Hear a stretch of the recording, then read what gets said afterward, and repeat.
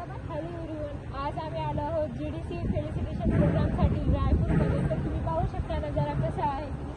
Palace book केलेला आहे. पॅलेसमध्ये आम्ही आलो.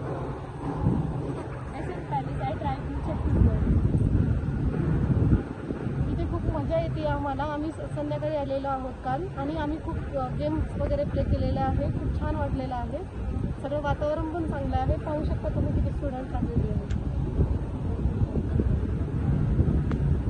आने के बाद हमने बहुत सारा एंजॉय किया और हमें यहाँ बहुत मज़ा आ रहा है और एंट्री तो बहुत अच्छी है जैसे कि आप देख सकते हैं। इधर का खाना बहुत अच्छा है।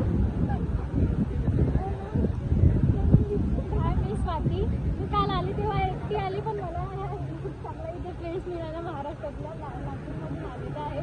त्यांनी म्हणजे मला असं वेगळं वाटू दिलं नाही. थँक्यू. आणि इथे टीचर्स वगैरे सर्व काही चांगलं आहे.